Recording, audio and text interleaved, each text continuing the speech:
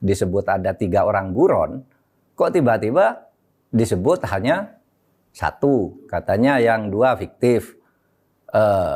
Kemudian PG-nya juga diragukan bahwa itu orangnya.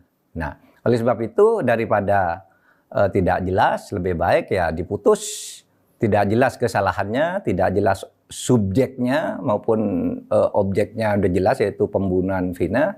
Tetapi subjek pelakunya kan tidak jelas kalau itu Peggy. Nah, di dalam prinsip hukum pidana itu ada adagium. Lebih baik membebaskan 1000 orang yang bersalah daripada Anda menghukum 1 orang saja yang tidak bersalah. Itu sangat jahat menghukum orang yang... Mantan Menko Polhukam Mahfud MD mengomentari Hakim Eman mengabulkan pra-peradilan Peggy Setiawan. Hal itu disampaikan Mahfud MD dalam channel YouTube-nya pada Selasa 9 Juli. Mahfud mengapresiasi Hakim Eman dan pihaknya menduga bahwa PN Bandung akan menerima pra-peradilan Peggy. Mahfud MD pun menyebut penanganan kasus Vina tidak profesional dan menimbulkan kesan konspiratif. Ketidakprofesionalan itu termasuk saat Polda Jabar membuka kembali kasus Vina seusai film tersebut tayang di bioskop. Mahfud juga menyoroti dakwaan jaksa yang menyebut ada 3 DPO, namun kini saat penyelidikan kembali dibuka, Polda Jabar menyebut 2 DPO fiktif. Mantan Menko Polhukam ini juga menyentil Polri dengan mengingatkan ada adagium dalam ilmu hukum.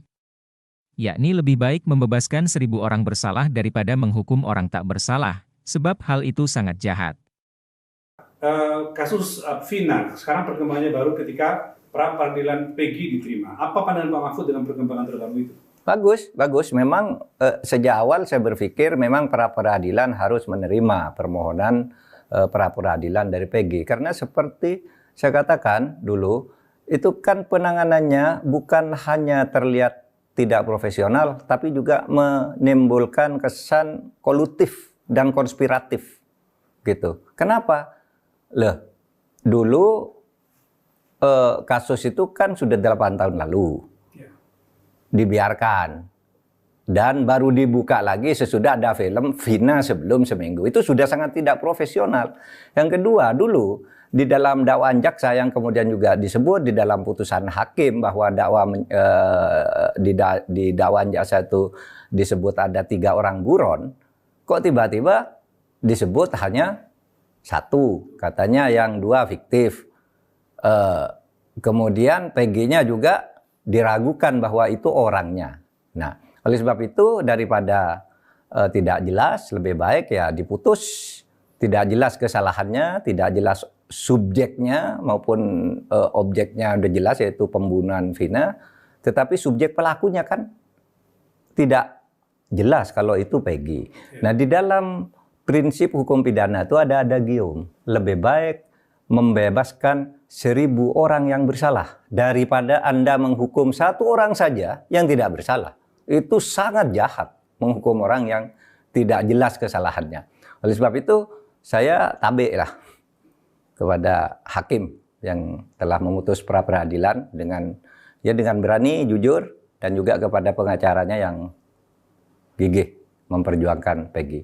Hormat juga kepada Polda Jawa Barat yang sudah menyatakan menerima dan akan melaksanakan putusan pra-peradilan ini. Itu aja. Dengan perkembangan terbaru itu berarti kira-kira polisi mestinya bagaimana, Pak? Apakah melakukan semacam, katakanlah semakin jelas bahwa ada kesalahan di awal penyelidikan sehingga perlu dibentuk tim atau apa, Pak? Ya terserah polisi aja lah. Tetapi yang jelas itu adalah vonis dan pertimbangan vonis yang mengambil dari dakwaan jaksa kan gitu. Berarti itu ada gitu. 3 orang yang menjadi buron itu. Nah, selama ini kan kesannya yang menjadi buron itu disembunyikan sehingga lalu dibiarkan.